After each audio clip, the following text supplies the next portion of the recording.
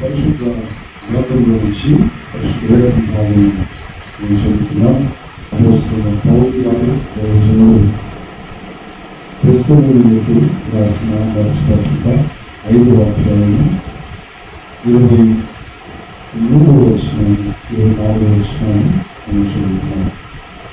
సమాధానకర్తయగు దేవుడే మిమ్మల్ని సంపూర్ణముగా పరిశుద్ధపరచునుగాక. మీ ఆత్మయు జీవమును శరీరమును మన ప్రభువైన యేసు క్రీస్తు రాకడయందు నిందారహితముగాను సంపూర్ణముగాను ఉండునట్లు కాపాడబడునుగాక. మిమ్మల్ని పిలిచిన వాడు నమ్మకమైన వాడు గనుక అలాగూ చేయును. సమాధానకర్త దేవుడే మిమ్మల్ని సంపూర్ణముగా పరిశుద్ధపరచునుగాక. సమాధానకర్త దేవుడే మిమ్మల్ని సంపూర్ణంగా పరిశుద్ధపరచునుగాక. మీ ఆత్మయు మీ జీవమును మీ శరీరమును మన ప్రభువైన యేసుక్రీస్తు రాకడయందు నిందారహితముగాను సంపూర్ణముగాను ఉండునట్లు కాపాడబడునుగాక. సంపూర్ణత పరిశుద్ధతలో పరిశుద్ధతలో నిందారహితంగా ఏవేవి ఉండాలి? మన ఆత్మయు జీవము శరీరము మూడింటిలో మనము జాగ్రత్త కలిగి ఉండాలి. మనం అనుకుంటుండొచ్చు, ఈ శరీరము మట్టి కనుక మన్నే కనుక మరలా తిరిగి మన్నైపోతుంది, ఈ శరీరంలో ఏం చేసినా అది లెక్కకు రాదు, కానీ ఆత్మ మాత్రమే పరలోక రాజ్యంలోనికి చేరుతుంది. కాబట్టి మనము ఆత్మలో హృదయ శుద్ధి, ఆత్మ శుద్ధి కలిగి ఉంటే సరిపోతుంది అనుకుంటున్నారు. కాదు, మూడింటిలోనూ మనము పరిశుద్ధత, అది కూడా నామమాత్రంగా కాదు, సంపూర్ణంగా పరిశుద్ధపరచబడటానికి దేవుడు ఇష్టపడుతున్నాడు. దేవుడి యొక్క ఉద్దేశం కూడా అదే. నీ ఆత్మలో నీవు చేసిన దోషములన్నింటినీ ఆయన క్షమించాలంటే ఏంటి? ఆత్మలో దోషములు చేయటువంటి ఈ శరీరంలో ఈ ప్రాణాత్మ దేహములు మనము జీవించుచు ఉండగానే, మనం బ్రతికి ఉండగానే మన దోషములు మనము వేటి కంటునే ఈ శరీరం ద్వారా చేసిన దోషము ఆత్మకి జీవానికి కూడా అందుతున్నాయి. 103వ దావీదు కీర్తన కాదు, అనుభవ రీతిగా రాస్తున్నాడు. 103వ దావీదు కీర్తన 3వ వచనం. ఆయన నీ దోషములన్నింటినీ క్షమించువాడు, నీ సంకటములన్నింటినీ కుదుర్చువాడు. మొదటి నుంచి నా ప్రాణమా యెహోవాను సమీపించును, నా అంతరంగమున ఉన్న సమస్తమా ఆయన పరిశుద్ధ నామమును సన్నుతించును. నా ప్రాణమా యెహోవాను సన్నుతించును. ఆయన చేసిన ఉపకారములలో దేనిని మరొకమని తన ప్రాణాత్మ దేహములతో దావీదు కీర్తనకారుడు మాట్లాడుతున్నాడు, చెబుతున్నాడు. నా ప్రాణమా, ఆయన నీ దోషములన్నిటినీ క్షమించువాడు, నీ సంకటములన్నిటినీ కుదుర్చువాడు. నీ దోషములన్నిటినీ క్షమించువాడు. నీవు నీ ఆత్మలో చేసిన, ఈ దేహములో చేసిన, ఈ జీవముండగా నీవు చేసిన దోషములన్నింటినీ ఆయన క్షమించాలంటే నీ ఆత్మను పూర్తిగా ఆయనకు అప్పగించుకోవాలి. ఏంటది? నీ ఆత్మను పూర్తిగా దేవునికి అప్పగించుకోవాలి. ఈ రోజులో చాలా మంది వింటూ ఉన్నాం, తమ ఆత్మలను సాతానికి అప్పగిస్తున్న వారు చాలా మంది ఉన్నారు, చీకటికి అప్పగిస్తున్న వారు ఉన్నారు. ఎలిమినాటి అనేది కనుక మీరు గూగుల్లో కనుక మీరు సెర్చ్ చేస్తే ఎలిమినాటి అనే ఒక గ్రూప్ ఉంటుంది. దాంట్లో క్లియర్గా సెలబ్రిటీస్ గొప్ప గొప్ప వారు, ధనవంతులైన వారు, చాలా పేరు సంపాదించడానికి, ఇంకా ఫేమ్ అవడానికి వారు ఏం చేస్తున్నారంటే ఆ గ్రూప్ ఎవరు చేత నడిపించబడుతుందో, ఎవరు అది ఎక్కడ ఉందో ఎవరికి తెలియదు, కానీ అది యూనివర్సల్గా దాన్ని నడిపించబడతా ఉంది. అది దాని వెనకాల ఉంది. క్లియర్గా మనకు అర్థమవుతుంది. ఆత్మీయ సంబంధులకి, ఆత్మ సంబంధులకి అర్థమవుతుంది ఏంటంటే చీకటి అనగా సాతాను దాని వెనకాల క్రియ చేస్తూ ఉన్నాడు. ఆత్మలు అప్పగించుకుంటున్నారు. వారు ఏంటంట, వారి ఆత్మలను అమ్మివేసుకుంటున్నారు. సెలబ్రిటీస్, ఒక గొప్ప ఫేమ్, నేమ్ రావడానికి కోసము ఉన్నంత కాలము, ఈ జీవితం ఉన్నంత కాలము అప్పగించుకొని ఉన్నతంగా బ్రతికితే చాలనుకొని వాళ్ళు అలా అప్పగించుకున్న వారు చాలా మంది ఉన్నారు లోకంలో. ఇక్కడ నీవు చివరికి ఒకరి ఎదుట చక్కగా కనబడు మార్గము తుదకది మరణానికి దారితీస్తుంది. మరణమే అంటుంది. మరణము దురాశ గర్భం ధరించి పాపమును కనును. పాపము పరిపక్వమై మరణాన్ని కంటుంది. పాపము ఎలా వస్తుందంటే దురాశ, పేరాశ. దురాశ త్వరగా నేను సంపన్న అయిపోవాలి, త్వరగా ప్రేమ రావాలి అనే ఒక ఉద్దేశంతో చాలా మంది తమ ప్రాణాత్మ దేహములను అప్పగించుకుంటున్న వారు ఉన్నారు. సాతాను, చీకటి శక్తులకు, తాంత్రిక శక్తులకు ఆ రీతిగా ఉన్నవారు చివరికి ఎలాంటి స్థితి ఉంటుందంటే మరణమే. దురాశ గర్భం ధరించి పాపమును కనును. స్తోత్రం, హల్లెలూయా. ఏమంటున్నారు? దురాశ గర్భము ధరించి పాపమును కంటుంది.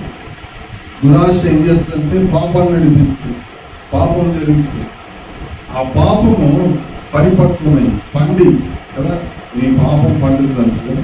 నీ పాపం పండిన రోజు నీకు తగిన శాస్తి జరుగుతుంది. అంటే పాపము పరిపక్వమై ఏం జరుగుతుంది? ఏమొస్తుందట? మరణం కంటుంది. పాపము పరిపక్వము మరణాన్ని కంటుంది. మరణము దారి చేస్తుంది. ఈరోజు నీకు సరిగా కనబడుతున్న త్రోవ, దారి ఏదైతే అనుకుంటున్నావో, నేను చక్కగా నడుస్తున్నాను, నేను చక్కగా ఉన్నాను, నేను దాని చక్కని దారిలో, స్ట్రైట్ దారిలో ఉన్నాను అనుకుంటున్నావేమో. అయితే అది తుదకిది మరణానికి దారి తీస్తుంది. జాగ్రత్త. అయితే దేవుని యొక్క ఉద్దేశం ఏమంటే ఎవరు నశింపకూడదని నిశ్చయించి ఆయన ఇంకను ఆయన రాకడ ఆలస్యం చేస్తున్నాడు. ఎవరు నశించకూడదని ఆయన ఉద్దేశించి, ఆయన యొక్క ఉద్దేశము మనము ఆయనతో పాటు నిత్యత్వంలో ఉండాలి అని. ప్రతి ఒక్కరు ఎవరు నశింపకూడదు. ఈ భూమి మీద ఉన్న ప్రతి మనుషులు ఆయన బిడ్డలే కదా, దేవుని పిల్లలే. ఎవరు కూడా నశింపకూడదు. చిన్నవాడు చెడు మార్గంలో వెళ్తా ఉంటే పెద్దవాడు ఇంటి పట్టున తండ్రి పక్షంగా, తండ్రికి సహాయకరంగా, తండ్రి చేతి పనుల్లో సహాయకరంగా ఉంటూ వస్తున్నాడంట. చివరికి ఆ చిన్నవాడు గాఢభక్తి పెరిగి చివరికి లోకంలో అంటే లోకమును స్నేహించి ప్రేమించి ఆ లోకంలో ఉన్నటువంటి ప్రతి సుఖాలకు లేదా వారి దృష్టిలో ఉన్న సర్వ ఆశలకు, కోరికలకు ఆకర్షితుడై వాటిని వెంబడిస్తూ తండ్రిని విభేదించి దూర దేశంకి వెళ్ళిపోయాడు.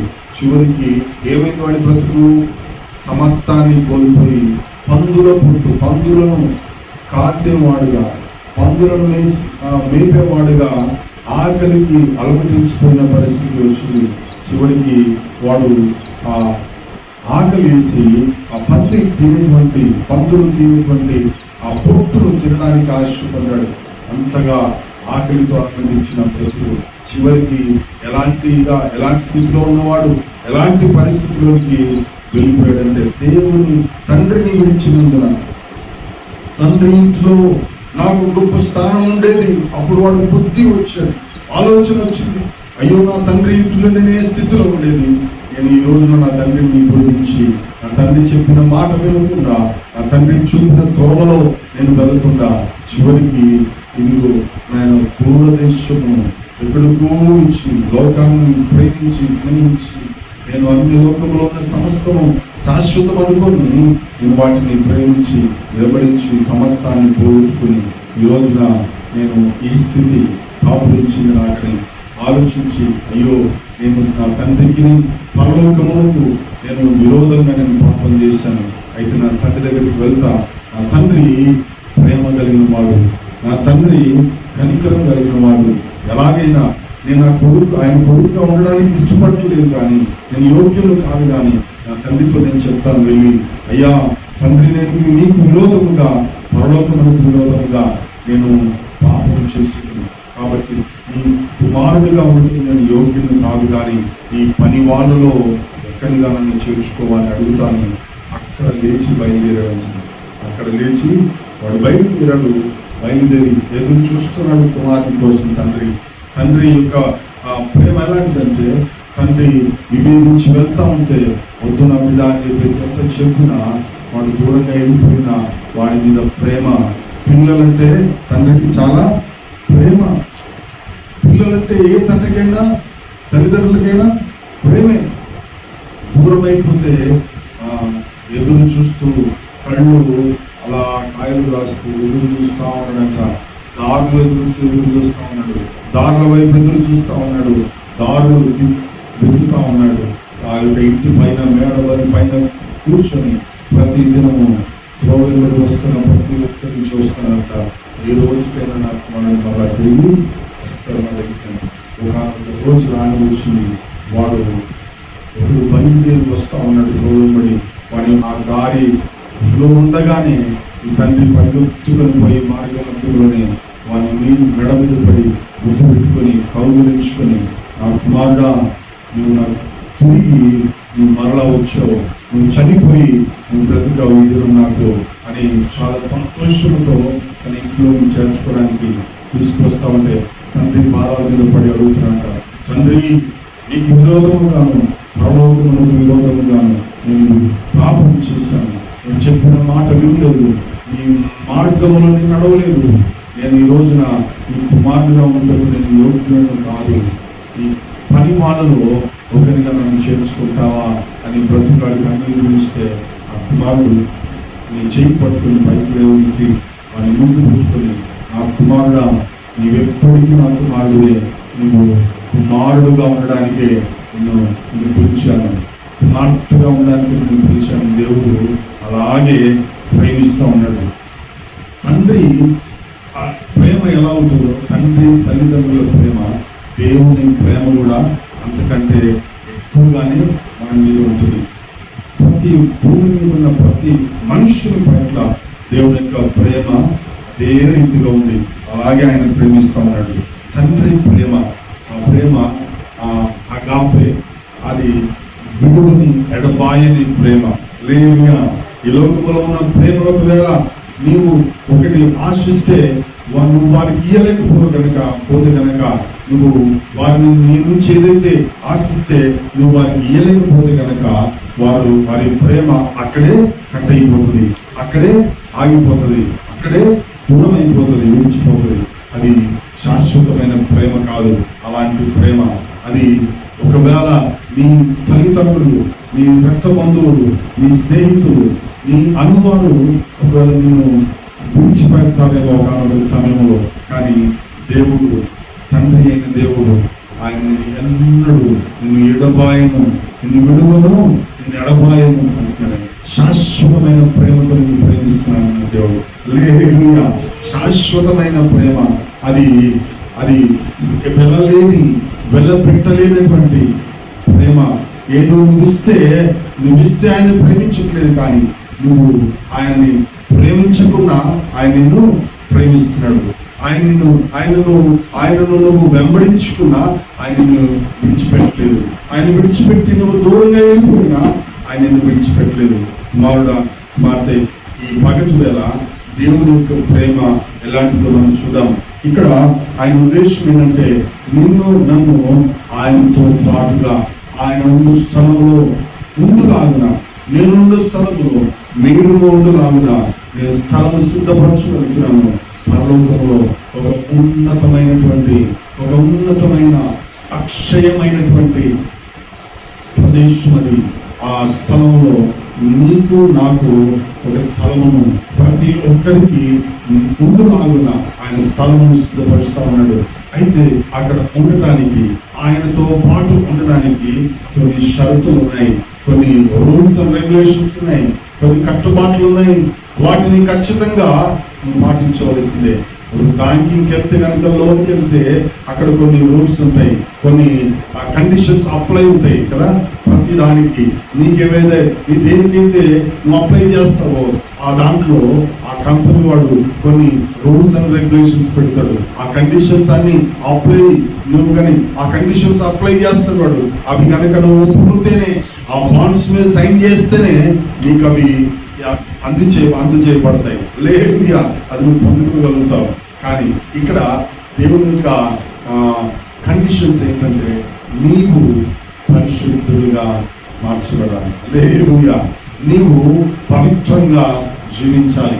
దేవుని ఉద్దేశం ఏదో డబ్బు ఖర్చు పెట్టాలని, నువ్వేదో ఆస్తులు అమ్ముకోవాలని, నువ్వేదో విపరీతమైన విల చెల్లించాలని దేవునికి ఉద్దేశం కాదు. నీ ప్రాణం పెట్టాలని దేవునికి ఉద్దేశం కాదు.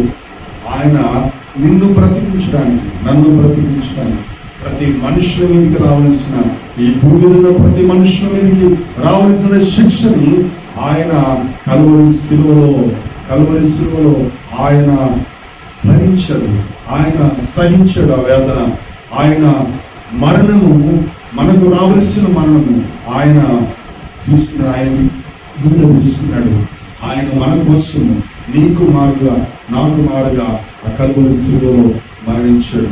ఆ పాపమునకు రావలసిన శిక్ష, దురాశ గర్భము ధరించి పాపమును కన్నము, పాపము పరిపక్వమై మరణానికి కట్టుది.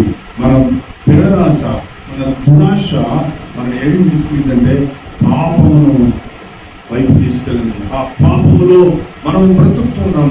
పాపములో ఉండగానే ఆ పాపము మనకు చివరిగా మనకు మరణం అనేది శిక్షగా రావాల్సింది. ఆ శిక్షని మన మీద నుంచి తీసివేసి నిత్య మరణము నుంచి మనని దూరపరిచి మనకి నిత్య జీవుడు నడిపించాడు. ఆ మరణము ఆయన అనుభవించాడు. హల్లెలూయా, హల్లెలూయా. అయితే ఇక్కడ దేవుని యొక్క ప్లాన్ మనం చూద్దాం. ఎఫెసీయులకు రాసిన పత్రిక 5వ అధ్యాయం. అటువలే క్రీస్తు సంఘమును ప్రేమించి, ఏమంటాడు? అటువలే క్రీస్తు సంఘమును ప్రేమించి. ఆయన ప్రేమించి చెప్తున్న మాట, ప్రేమించి చేస్తున్న మాట. ఆయన యొక్క ఉద్దేశము ప్రతి ఒక్క మనుషుని మీద ఆయన ఉద్దేశం ఉంది. ఎవరు నశింపకూడదు అని నిశ్చయించిన వాడే ఆయన. రాకడ నువ్వు త్వరగా రాబోతున్నాడు, ఇదిగో నేను త్వరగా వస్తున్నాడని చెప్పాడు ఆయన. ఆయన రాబోతున్నాడు. ఆ రాకడ అతి సమీపంగా ఉంది. ఈ యొక్క సూచనలు లోకంలో జరుగుతున్న అనేకమైనటువంటి విషయాలు మనం గూగుల్లో, యూట్యూబ్స్లో మనం చూస్తూ ఉన్నాం. చాలా భయంకరమైన యుద్ధాలు. రేపు 3వ ప్రపంచపు యుద్ధం యొక్క ఆ వాకిటి ముంగిట్లో మనం ఉన్నాం. ఆల్రెడీ ఎంటర్ అయిపోయాం. కానీ మనకి తెలియదు ఇక్కడ మనం క్షేమంగా ఉన్నాం అనుకుంటున్నాం. కానీ ప్రపంచ దేశాలని మనం గమనిస్తే కనుక భయంకరమైన పరిస్థితులు ఉన్నాయి. అయితే రాకడ సమయంలో ఇవన్నీ జరుగుతాయని బైబిల్లో క్లియర్గా రాయబడింది. ఇవన్నీ జరుగుతాయి. కానీ అంతం అప్పుడే జరగవలసిన విషయాలు అనేకం ఉన్నాయి. అయితే ఆయన రాకడ, ఆయన అంతము, మనము యొక్క భూమి యొక్క అంతము, యొక్క విశ్వం యొక్క అంతము జరగడానికి ముందుగా ఆయన కొన్ని కార్యాలు చేయాలని ఇష్టపడుతున్నాడు. ఏంటంటే ముందుగా మనకు తప్పించాలి. ఎవరైతే ఆయన అంగీకరిస్తారో, ఎందరో ఆయన అంగీకరిస్తారో వారందరికీ ఆయన పిల్లవడానికి, ఆయన పిల్లలుగా పిలువబడడానికి, ఆయన బిడ్డలుగా పిలువబడడానికి ఆయన అధికారం అనుగ్రహిస్తున్నాడు. హల్లెలూయా, ఎందరూ ఆయన అంగీకరిస్తారు. ఓపెన్ ఇన్విటేషన్ అందరినీ. ఈయన ఫలానా వారికే దేవుడని కాదు, ఆయన ఫలానా వారి దేవుడని చెప్పడానికి కాదు, ఆయన విశ్వం అంతటిని, భూమి మీద ఉన్న సమస్తమును సృష్టించిన సృష్టికర్త పిలుస్తున్నాడు. ఇదిగో నేను పిల్లలను పెంచి నేను పెద్ద చేశాను, కానీ వారు నా మీద తిరగబడి ఉన్నారని వాక్యం చెబుతుంది. హల్లెలూయా. నేను పిల్లలను పెంచి పెద్ద చేశాను, కానీ వారు నాకు తిరగబడి ఉన్నారు నా మీద. ఓ భూమి ఆకాశముని పిలిచి ఆయన చెప్తున్నాడు కంప్లైంట్. ఏం చేస్తాను దీన్ని, నేను ఏం చేయాలి? జాగ్రత్త. మనం ఎంత జాగ్రత్త పడి త్వరపడి కుమారుని త్వరపడి ముందు పెట్టుకోండి. హల్లెలూయా. తండ్రి అయిన దేవుడు ఆయన కుమారుడైన యేసు క్రీస్తును కుమారుడుగా ఈ భూమికి వచ్చి ఆయన చేసిన మాట, ఆయన చేసిన కార్యము ఇక్కడ మనం చూద్దాం. అటువలే సంఘమును, క్రీస్తు సంఘమును ప్రేమించి అది కలంకమైనను ముడతైనను అట్టిది మరి ఏదైనను లేకుండా పరిశుద్ధమైనదిగాను నిర్దోషమైనదిగాను మహిమగల సంఘముగాను ఆయన ఎంతో వైరాగ్యం కలిగి ఉన్నాడు. చూడండి, ఆయన ఎంతో వైరాగ్యం కలిగి ఉన్నాడో చూడండి. వైరాగ్యము నీకు గనక అలాంటి ఒక వైరాగ్యము లేకపోతే నీవు సంపూర్ణ అనుభవం, సంపూర్ణ సిద్ధిని మనం పొందలేము. హల్లెలూయా. మనం సంపూర్ణ అవ్వాలన్నదే ఆయన యొక్క ఉద్దేశం. దేంట్లో సంపూర్ణత? పరిశుద్ధతలో సంపూర్ణత. పరిశుద్ధతలో సంపూర్ణత ఎలా ఉండాలంట? అది కలంకమైనను ముడతైనను అట్టిది మరి ఏదైనను లేక పరిశుద్ధమైనది గాను నిర్దోషమైనది గాను పరిశుద్ధమైనది గాను నిర్దోషమైనది గాను. పరిశుద్ధత, నిర్దోషం, యథార్థత, నమ్మకత్వం, ఇవి దేవుడు కోరుతున్నాడు. హల్లెలూయా. మనని పరిశుద్ధులుగా చూడాలన్నది ఆయన ఉద్దేశం. పరిశుద్ధమైనది గాను నిర్దోషమైనది గాను మహిమ గలది గాను మహిమ కలిగిన సంఘము గాను ఆయన ఎదుట నిలబెట్టుకోవాలన్నది ఆయన యొక్క ఉద్దేశం. ఇక్కడ దేవుడు మనతో చెబుతున్న, యేసయ్య మనతో చెబుతున్న మాట తెస్సలోనికీయులకు రాసిన పత్రిక మొదటి పత్రిక 5వ అధ్యాయము. సమాధానకర్తయగు దేవుడే మిమ్మల్ని సంపూర్ణముగా పరిశుద్ధపరచుగాక. సమాధానము కలిగిన దేవుడే, సమాధానకర్తయగు దేవుడే మనల్ని సంపూర్ణంగా పరిశుద్ధపరచాలి. ఆయన సంపూర్ణంగా పరిశుద్ధపరుస్తుంది. సంపూర్ణంగా, అసంపూర్ణంగా కాదు, సంపూర్ణంగా పరిశుద్ధపరచబడాలి. మనము అట్టిది మరి ఏది లేక పరిశుద్ధమైనది గాను నిర్దోషమైనది గాను మహిమగల సంఘముగా సంపూర్ణముగా పరిశుద్ధపరచబడి మీ ఆత్మయు మీ జీవమును మీ శరీరమును ఆయన రాకడయందు నిందారహితముగాను, పరిశుద్ధతలో నిందారహితంగాను, పరిశుద్ధతలో సంపూర్ణముగాను మనని ఆయన కాపాడాలి. ఆయన చేతిలో మనం కాపాడబడాలి, మనం కాపాడుకోవాలి. ప్రతి వాడు తన ఘటమును ఎలాగూ కాపాడుకొనవలనో అది ఎరిగి ఉంటే దేవుని చిత్తం అంటుంది బైబిల్. హల్లెలూయా. ప్రతి వాడు తన ఘటం అంటే శరీరము, మన శరీరాన్ని ఎలా కాపాడుకోవాలో అది ఎరిగి ఉండాలి. అది దేవుని చిత్తం. నిన్ను నువ్వే కాపాడుకోవాలి. బైబిల్ మన బస్సులు రాస్తారు ఏమంటే, ఎవరి సామాన్లు కాలే వాళ్ళే బాధ్యులు, ఎవరు సామాన్లు కాలే బాధ్యులు. మీ సామాన్లు మేము బాధ్యం కాదు. ఒక ఆర్గనైజేషన్ లేదంటే ఒక సంస్థ అంత సింపుల్గా క్లియర్గా చెప్తా ఉంటే, దేవుని రాజ్యంలో అడుగు పెట్టాలంటే ఇంకెన్ని కండిషన్స్, ఎన్ని కట్టుబాట్లు ఉన్నాయి, ఎంత సిస్టమ్ ఉంది. ఆశామాష వ్యవహారం కాదు దేవుని బిడ్డలుగా జీవించడం అంటే. మనము దేవుని రాజ్యములో ప్రవేశించడం అంటే ఆశామాషి వ్యవహారం కాదు. నీ ఆత్మలో నీవు చేసిన దోషములన్నింటినీ ఆయన క్షమించువాడు. హల్లెలూయా. 103వ కీర్తన 3వ వచనంలో నీ సంకటములన్నిటినీ కుదుర్చువాడు. ఈ సంకటములన్నిటినీ కుదుర్చువాడు. చదవమాట, నీ దోషములన్నిటినీ క్షమించువాడు ఆయన. ఈ దోషములు, మనము దోషులంగా ఉన్నవారు, మన దోషులం. నీ ఆత్మ పూర్తిగా అప్పగించుకునబడితేనే తప్ప నీ ప్రాణాత్మ శరీరములు సంపూర్ణంగా పరిశుద్ధపరచబడలేవు. ఆయన నీ దోషములన్నిటినీ క్షమించువాడు. ఎస్, నీ సంకటములు అంటే నీ శరీరంలో ఎక్కడ ఈ సంకటాలు? ఎక్కడ? శరీరంలో. ఈ వ్యాధులు, ఈ రోగాలు, ఈ బాధలు, సంకటములు, ఈ సంకటములన్నిటినీ కుదుర్చువాడు. సంకటములన్నింటినీ కుదుర్చువాడు, బాగా చేసేవాడు. ఈ శరీరంలో ఆ వ్యాధిని, రోగం ఆయన భరించడు. విడిపించడానికి మన బలహీనతలు ఎరిగి ఏంటంట పరిశుద్ధాత్మ దేవుడు కూడా మనకు సహాయం చేస్తున్నాడు. మన బలహీనతలు ఏంటో మనకు ఆయనకు తెలుసు. అటువలే మనం బలహీనతలు కలిగిన వారు అని ఎరిగి పరిశుద్ధాత్మ దేవుడు సహాయం చేస్తున్నాడు. ఎలాగో ప్రార్థన చేయవలన లేదు, ప్రార్థన ఎలాగ చేయాలో పరిశుద్ధాత్మ దేవుడు మనలో ఉండి తండ్రి దేవునికి ప్రార్థన చేస్తున్నాడు.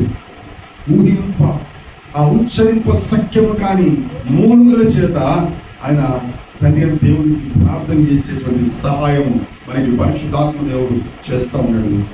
చలమా ఇక్కడ మనం చూద్దాం, ఇక్కడ ముందుకు వెళ్దాం. సమాధిలో నుండి నీ ప్రాణమును విమోచించుచున్నాడు. సమాధిలో, మరణం నుంచి. ఏంటి సమాధి అంటే? మరణంలో నుంచి విమోచిస్తున్నాడు. మరణ భయం నుంచి మనల్ని తప్పించిన వాడు, మరణంలో నుంచి ఆయన నన్ను విమోచించువాడుగా ఉన్నాడు. మరణం నుంచి ఇంతవరకు ఏం ధ్యానించాం? దురాశ గర్భం ధరించి పాపము పరిపక్వమై మరణాన్ని కంటుంది. మరణము నుంచి విమోచించువాడు, నీ ప్రాణమును సమాధి నుంచి విమోచించువాడు ఆయన. సమాధి నుంచి, మరణంలో నుంచి ఇప్పటికైనా ప్రభు కోసం మనం ప్రతిష్ఠించుకోవాలి. ఇప్పటికైనా నువ్వు నీ దేవుడైన యెహోవాను, తండ్రి అయినటువంటి దేవుణ్ణి పేరట యేసు నామమున మనం ప్రార్థన చేస్తూ తండ్రి దేవునికి మొరపెట్టాలి. తండ్రి, ఇదిగో నేను నా ఆత్మను నీకు అప్పగించుకున్నాను. లేదుగా తండ్రి యేసు ప్రభు చివరిగా కూడా ప్రార్థన నేర్పించాడు. ఏంటది? తండ్రి ఆయన ప్రాణాన్ని అప్పగించుకోవడం కోసం వచ్చాడు. నీకు మాదిరి ఉంచాడు. లేదుగా మనకు మాదిరి ఉంచాడు. ఏంటి? నీ ఆత్మను వీరికి అప్పగించుకోకూడదు, సాతానికి అప్పగించుకోవద్దు. ఎలా నేర్పిస్తున్నాడు? తండ్రి నా ఆత్మను నీ చేతికి అప్పగించుకున్నాను. లేదుగా తండ్రికి నీ ఆత్మను అప్పగించుకోవాలి. నీ ఆత్మను అప్పగించుకున్నప్పుడు నీవు పరిశుద్ధపరచబడతావు. మనం పరిశుద్ధపరచబడడానికి పరిశుద్ధాత్మ దేవుడు మనం నడిపిస్తాడు. సియోనులో నుంచి ఇక్కడ ఎందుకు ఈ పరిశుద్ధపరచబడతాం? ఎందుకు ఈ ఎక్సర్సైజ్ మనం చేయాలి? ఎందుకు ఈ ప్రాక్టీసింగ్ మనం చేయాలి? లోకంలో ఉండగానే ఇవి ఎందుకు ఉపదేశ క్రమంగా పరిశుద్ధాత్మ దేవుడు మనకి నియమించాడు? యేసు ప్రభువు వారు ఎందుకు ఈ మార్గాన్ని మనకి నియమించాడు అంటే మన యొక్క గోల్ ఉంది. ఏంటంటే గోలు? సియోనులో మనకు ఒక పేరు, సియోనులో అడుగుపెట్టే వారికి, నూతన యెరూషలేములో అడుగు పెట్టే వారికి ఒక కొత్త పేరు పెట్టబడుతుంది. హల్లెలూయా. నీకు నాకు అంటే నీ ఆత్మను, నీ జీవమును, నీ శరీరమును అప్పగించుకోవడం ద్వారా నువ్వు సంపూర్ణంగా పరిశుద్ధపరచబడతావు. నిర్దోషిగా నువ్వు తీర్పు తెచ్చుపడతావు. నువ్వు నిందారహితముగా నువ్వు జీవించగలుగుతావు. హల్లెలూయా. ఆయన ఎదుట పరిశుద్ధమైనది గాను, నిష్కలంకమైనది గాను, నిర్దోషమైనది గాను, మహిమగల సంఘముగా మనం నిలబడాలి. హల్లెలూయా. ఎన్ని చేతులు పైకి? హల్లెలూయా, హల్లెలూయా. ఇక్కడ నన్ను దేవుడు ఎంచుకున్నది ఎందుకు అంటే సియోనులో, నూతన యెరూషలేములో. మాట చదువుతున్నామా? యెషయా గ్రంథము 4వ అధ్యాయము 3వ వచనం. యెషయా గ్రంథము 4వ అధ్యాయము 3వ వచనం.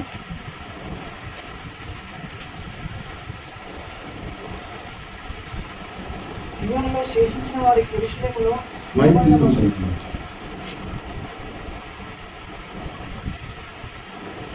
సియోనులో శేషించిన వారికి యెరూషలేములో నిలవబడిన వారికి అనగా జీవం పొందుటకై యెరూషలేములో దాఖలైన ప్రతి వారికి పరిశుద్ధులని పేరు. ఎవరికి? దాఖలైన వారికి. నీ పేరు దాఖలవ్వాలి. ఏంటది? నీ పేరు లిఖించబడాలి. నీ పేరు అక్కడ రాయబడాలి. నీ పేరు రాయబడకపోతే నీవు అందులో అడుగు పెట్టలేవు. హల్లెలూయా.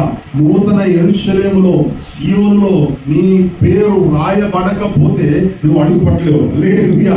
ఇక్కడ ఎన్ని నాటకాలు అయినా ఆడొచ్చు, ఎన్ని రకాలుగా నువ్వు జీవించవచ్చు, నీ ఇష్టానుసారంగా బ్రతకొచ్చు. నువ్వు ఆలయానికి వెళ్ళొచ్చు, నువ్వు ప్రార్థన చేస్తున్నావు, నువ్వు పాటలు పాడుతున్నావు, నువ్వు ఎన్నో గొప్పలు చెప్పుకుంటున్నావు, నువ్వు ఎంతగానో డబ్బు సేవ పరిచర్ల కొరకు నువ్వు దానం చేస్తుండొచ్చు, చందా ఇస్తుండొచ్చు. నువ్వు ఎన్ని చేసినా కూడా నీ పేరు రాయబడకపోవడం కదా. రిజిస్ట్రేషన్ ఆఫీస్కి వెళ్తాం. ఎక్కడికి? ల్యాండ్ రిజిస్ట్రేషన్ ఆఫీస్ అనుకున్నాం కదా. ల్యాండ్ రిజిస్ట్రేషన్ ఆఫీస్కి వెళ్తాం. అక్కడికి వెళ్తే మన పేరు, నా పేరు ఇదండి, నా పేరు ఉందా లేదా, నా పేరు రాయబడి చెక్ చేస్తే నీ పేరు ఇదా అని వాడు చెక్ చేస్తాడు. ఏం చేస్తాడు? చెక్ చేస్తాడు. పేరు ఉంది, నీ పేరు ఇదేనా? పేరు. మీ తండ్రి పేరు ఇదేనా? ఇదే. నీ అడ్రస్ ఇదేనా? ఇదే. ఓకే, అయితే నీ పేరు రిజిస్ట్రేషన్ చేస్తాను. చాలా పేరు కదా. ఆడు ఎంత ఎత్తుకున్నా ఏ పేరు అయితే అది నీ పేరు కనిపించలేదు. నీ పేరు లేదంటే ఏం చేయాలి? ఏం చేస్తాను? మాట్లాడుకుని ఇంటికి పోవాలి. తిరిగి రిజిస్టర్ అవ్వాలి. హల్లెలూయా. హల్లెలూయా. నీ పేరు రిజిస్టర్ అవ్వకపోతే, నీవు నమోదు చేయబడకపోతే, నీ పేరు దాఖలవ్వకపోతే నీకు పేరు లేదు. హల్లెలూయా. నువ్వు అడుగు పెట్టలేవు అక్కడ. నీకు అక్కడ స్థానం లేదు. అందరూ చేర్చబడరు కదా. అది ఇరుకైన మార్గం. విశాలమైన మార్గం ఉంది, ఇరుకైన మార్గం ఉంది. విశాలమైన మార్గం ఎట్లా నడిపిస్తుంది? నరకంగా నడిపిస్తుంది. నరకంలోకి వెళ్ళు వారి మార్గం ఏంటంట? విశాలంగా ఉందంట. విశాలంగా చాలా ఎంత విశాలంగా. అయితే జీవమునకు పో మార్గము ఇరుకైనది, సంకుచితమైనది. హల్లెలూయా. చాలా చాలా ఇరుకుగా ఉంటుంది. దాంట్లో వెళ్ళడానికి గుంపులు గుంపులుగా పోదామంటే నువ్వు కలవదు, అక్కడ నడవదు. అక్కడ నీ పేరు చదవ మాటలో సియోనులో శేషించిన వారికి, యెరూషలేములో నిలవబడిన వారికి అనగా జీవమును పొందుటకై. దేనికోసం? జీవం, నిత్య జీవమును పొందడానికై, నిత్య జీవమును పొందడానికై యెరూషలేములో దాఖలైన ప్రతి వానికి. నూతన యెరూషలేములో నీ పేరు ఉంటేనే నీకు పరిశుద్ధుడని పేరు. కొత్త పేరు, కొత్త పేరు. నీకు ఒక పేరు పెట్టబడుతుంది. ఇప్పుడు కాదు సెయింట్ జాన్, సెయింట్ లూయిస్, ఇది కాదు ఇక్కడ పెట్టేది పేర్లు కాదు. సెయింట్ అంటే ఏంటి? పరిశుద్ధుడు, పవిత్ర. ఇది కాదు అపవిత్ర, అపరిశుద్ధ అని చెప్పి పెట్టాలి. ఎక్కడ పరిశుద్ధుడు? ఇక్కడ కాదు. నూతన యెరూషలేములో, సియోనులో నీకు కొత్త పేరు పెట్టబడుతుంది. హల్లెలూయా. కొత్త పేరు. ఎప్పుడు?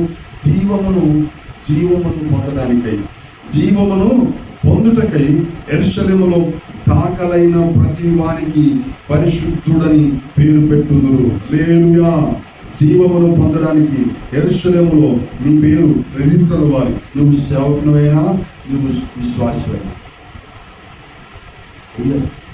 నువ్వు సేవకుడివైనా, నీ విశ్వాసం.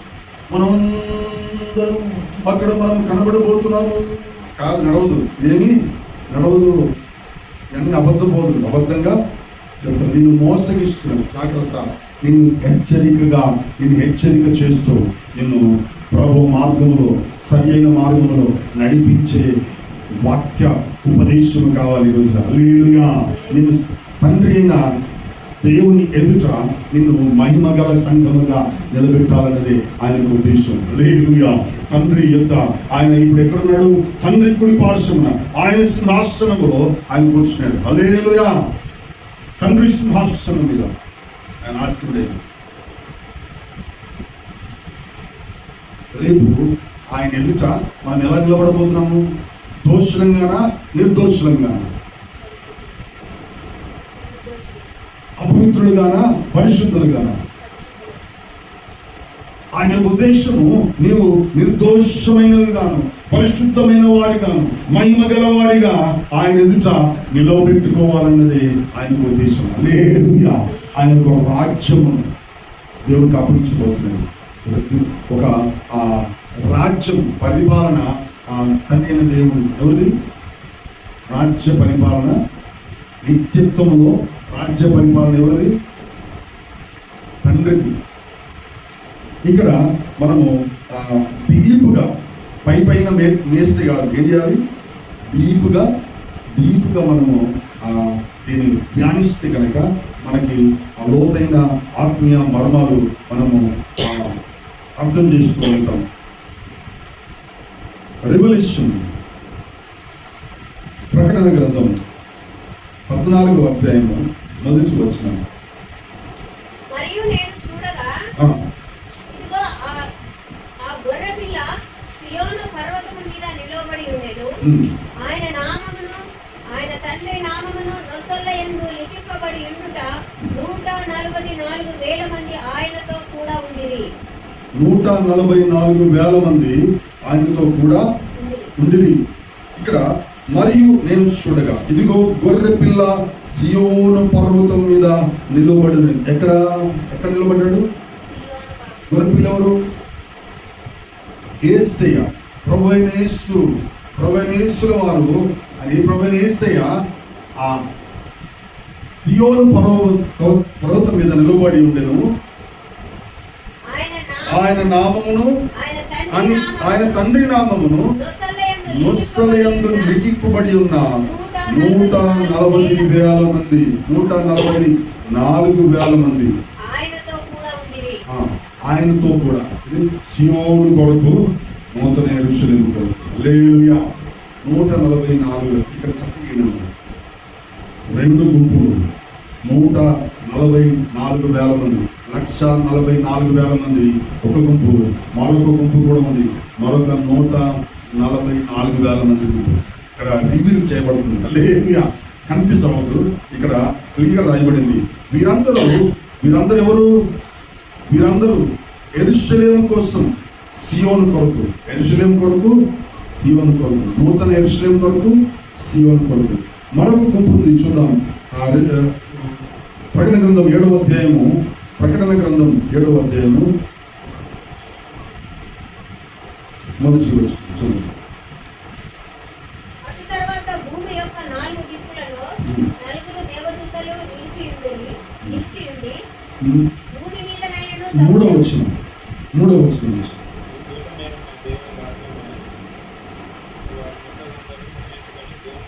ఈ దూత మాట్లాడుతుంది. మేము మా దేవుని దాసులను వారి నొసలయందు ముద్రించు వరకు భూమికైనను సముద్రములకైనను చెట్లకైనను హాని చేయవద్దని బిగ్గరగా చెప్పెను. దర్శనం రీతిగా జరగబోయే విషయం ఏంటది? మా దేవుని దాసులను వారి నొసలయందు ముద్రించు వరకు భూమికైనను సముద్రములకైనను చెట్లకైనను హాని చేయవద్దని బిగ్గరగా చెప్పు. గట్టి కేక వేసి చెప్పినారు దూత. 4వ వచనం. మరియు ముద్రింపబడిన వారి లెక్క చెప్పగా. ఎవరంటే వీళ్ళు? ముద్రింపబడిన వారు. మనం ఇంతకుముందు చదువుకున్న వాళ్ళు ఎవరు? వాళ్ళెవరు? చదువు.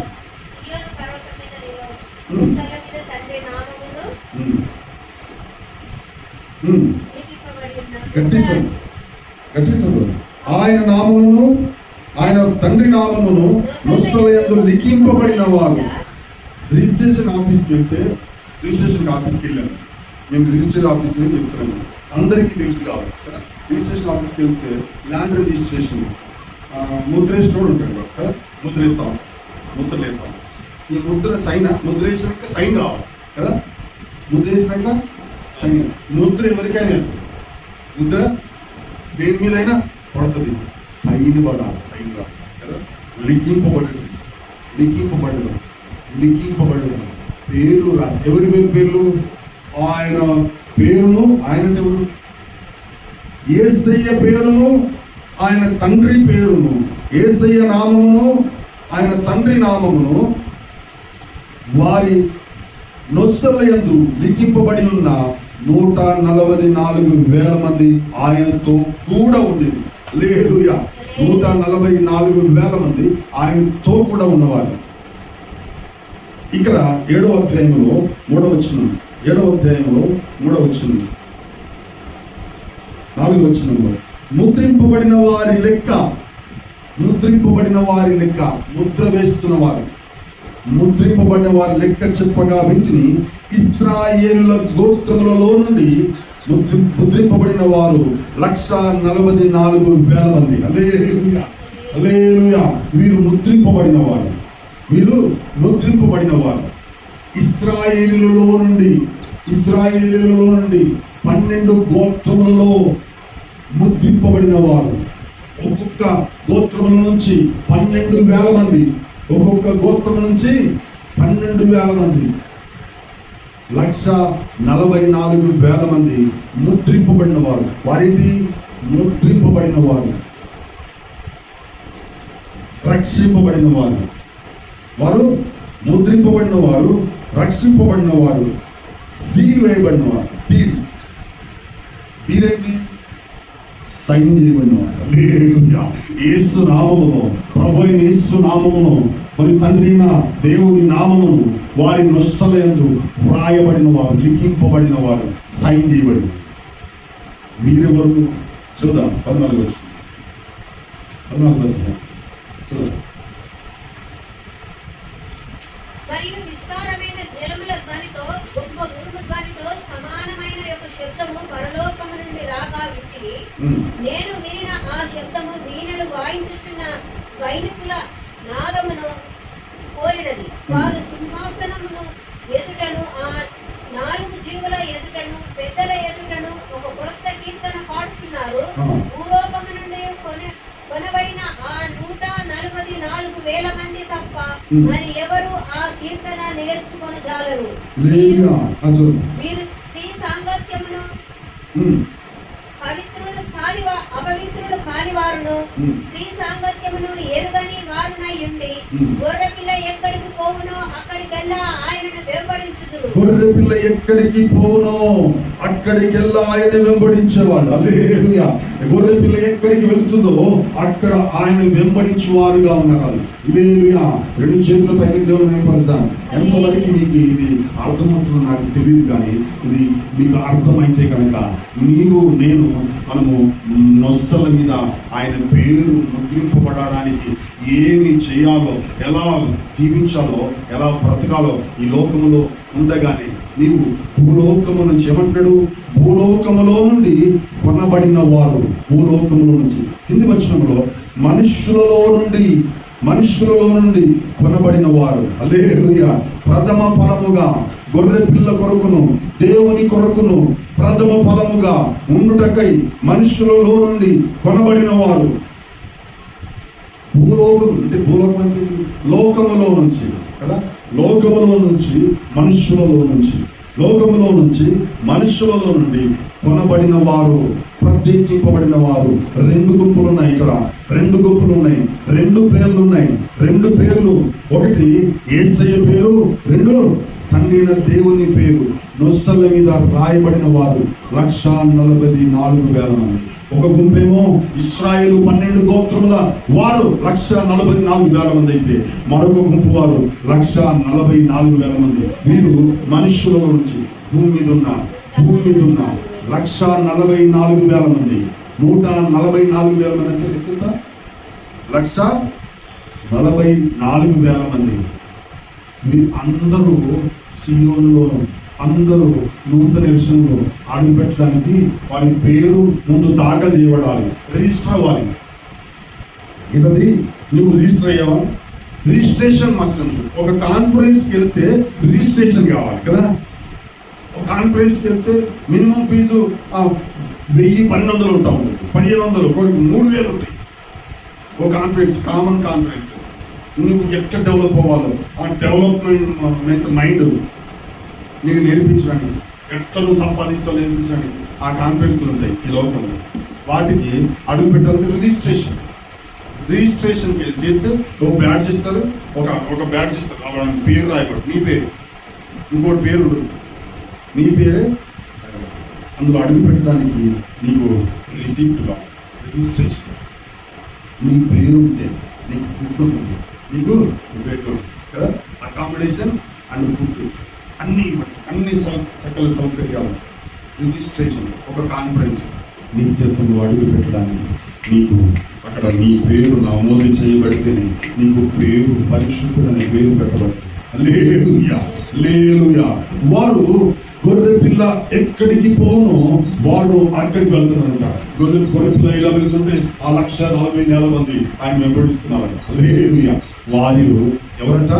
మనుషులలో నుంచి కొనబడిన వారు, మనుషులలో నుంచి కొనబడిన వారు, వేరుబాటు జీవితం జీవించిన వారు, తల్లి తండ్రి అన్నదమ్ములు వీటన్నిటిని కూడా త్యజించిన వారు, భవబంధాలు అంటాం కదా, భవబంధాలు విడిచిపెట్టి దేవుని కొరకు తమ్మును తాము తమ ప్రాణములను ఎలాగైతే తృణప్రాయంగా ఎంచిన వారు, జెబూలూనీయులు, నఫ్తాలీయులు ప్రాణమును తృణప్రాయంగా ఎంచిన వారు. నీవు ఈ లోకంలో ఎలాగంటే వేరుబాటు జీవితం జీవించిన అనుభవం ఉన్నప్పుడు మాత్రమే అడుగు పెట్టగలుగుతాం. హల్లెలూయా. నువ్వు రిజిస్టర్ అవ్వాలి. ఎక్కడ? నూతన యెరూషలేములో, సియోనులో నీ పేరు దాఖలైన ప్రతి వానికి కొత్త పేరు ఉంటుంది. హల్లెలూయా. ఈ కొత్త పేరు ఉండటమే కాదు, 144,000 మంది ఓ గుంపు ఉంది, మరొక గుంపు ఉంది 144,000 మంది.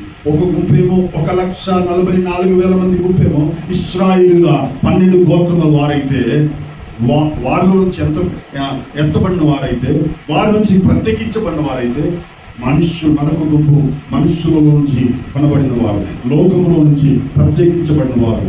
హల్లెలూయా. వీరికి నూతన యెరూషలేము నిత్యత్వములో ఒక పేరు రాయబడుతుంది. వారు గొర్రెపిల్లను వెంబడుతారంట. హల్లెలూయా. ఆయన అంటున్నాడు, నేను ఉండు స్థలంలో మీరు ఉండలాగున నేను మరలా వచ్చి మిమ్మల్ని తీసుకెళ్తాను. అయితే మీరు సిద్ధపడండి. హల్లెలూయా. సిద్ధపడండి. మనకు సిద్ధపాటు అవసరం. రాకడ అతి సమీపంగా ఉంది. అది ఎప్పుడు ఏసీ మాకు చెప్తావా? ఎప్పుడు రాకడ ఉంటుంది? రాకడ ఎప్పుడు ఉంటుందో చెప్తాం, మేము ప్రిపేర్ అవుతాం అని ఆయన శిష్యులు అడిగారంట. అరే బాబు, నాకే తెలియదు అన్నట్టు. ఎప్పుడో నాకే తెలియదు. ఏసీ ఏమన్నాడు? ఫలానా టైంకి ఫలానా డేట్కి 2012లో అంతం వచ్చేస్తుంది. అంతం వచ్చింది. ఇంకోటి చెప్పు, 2025 లాస్ట్ అంటున్నాడు, 2030 లాస్ట్ అంట. ఏసయ్య చెప్తే మనం నమ్మాలి. ఏసయ్య డేటు, టైము, ఇయర్ చెప్పాడా? చెప్పలేదు. ఏసయ్య ఏమన్నాడు? ఆయనతో పాటు ఉన్నవాళ్ళు ఏసయ్య, అయ్యా రాకడెప్పుడు మాతో చెప్పారంటే ఆయన అంటున్నాడు, నాకే తెలియదు, రాకడెప్పుడో నాకే తెలియదు. అన్ని తండ్రి స్వాధీనంలో ఉన్నాయి. Date, time. హల్లెలూయా. డేటు, టైము తండ్రి స్వాధీనంలో. ఎప్పుడు వెళ్ళమంటే అప్పుడు రెడీ అవుతాను నేను అన్నాడు. హల్లెలూయా. ఎప్పుడు వెళ్ళమంటే అప్పుడు అడుగు పెడతాను అంటాడు. ఏముందట? ఎవరి చేతిలో ఉంది? తండ్రి స్వాధీనంలో ఉన్నాయి. రాకడ కొరకు సిద్ధపాటు. రాకడ కొరకు నువ్వు సిద్ధపడుతున్నావా? కేవలము మీ మీద పైన మేతనేమో, పైన కాదు, లోతులోకి వెళ్ళాలి. హల్లెలూయా. నీకు నేర్పించే విధానము, నువ్వు నేర్చుకునే విధానం, నువ్వు అవలంబించే విధానం, నువ్వు వాక్యమును అనుసరించడం మాత్రమే కాదు, వాక్యమును ధ్యానించేవాడుగా ఉండాలి. భయభక్తులతో తండ్రి అయిన దేవుని ఎదుట, ఇదిగో నన్ను నిష్కలంకమైన వాడు, నువ్వు పరిశుద్ధమైన వానిగాను, నిర్దోషమైన వానిగాను, మహిమగల వానిగాను తండ్రి ఎదుట మనని నిలబెట్టుకొని ఆయన ఎంత సంతోషించాలని ఆశపడుతుందో తెలుసా? అదే నన్ను ఆయన ఎదుట నిలబెట్టుకోవాలన్నది ఆయన ఆకాంక్ష, ఆయన వాంఛ, డిజైర్, గ్లోరియస్ డిజైర్, హల్లెలూయా, గ్లోరియస్ డిజైర్, మహిమ గల వాంఛ, ప్రభుయేసు యొక్క ఆశ, కోరిక నిన్ను నన్ను ఆయన ఎదుట మహిమ గల సంఘంగా నిలబెట్టుకోవాలని. ఈ మాటలు వింటున్నప్పుడు నిన్ను ప్రతిష్ఠించుకోవద్దా? నిన్ను ప్రతిష్ఠించుకోవాలి. ఈ సమయంలో అయినా కూడా నిన్ను ప్రతిష్ఠించుకొని వేరుపరుచుకొని తీర్మానం చేసుకో, ఇక మీదట నేను నామమాత్రపు జీవితం కాదయ్యా, నామమాత్రంగా నేను క్రైస్తవ జీవితాన్ని, ఆత్మీయ జీవితాన్ని జీవించడం కాదు ప్రభువా. అక్కడ సమీపంగా ఉంది. ఎప్పుడో తెలియదు, ఇప్పుడే తెలియదు, రేపో తెలియదు, మరెప్పుడో నీకు తెలియదు. అది ఆకస్మికంగా దొంగ వచ్చినట్టుగా ఉంటుందండి. దొంగ వచ్చినట్టు ఒక ఇంటి మీదకి వాళ్ళు మెలుగు ఉన్నప్పుడు దొంగలు దోచుకోవడానికి వస్తారు, లేదు కదా. వారు నిద్రిస్తున్నారు, వారు మత్తులో ఉండగా, వారు అన్కాన్షియస్లో ఉండగా ఒక దొంగ ఎలాగైతే దోచుకోవడానికి ఆ సమయాన్ని ఎందుకు ఆ మాటని ఇక్కడ ఉటంకించి చెప్తున్నాడంటే రాకడ ఎప్పుడూ తెలియదు. రాకడ ముందైతుందా, మనం పోకడ ముందైతుందా తెలియదు, కానీ రాకడ మాత్రం సిద్ధపడాలి. హల్లెలూయా. 2 కళ్ళు వస్తాం ప్రార్థించాలి. హల్లెలూయా.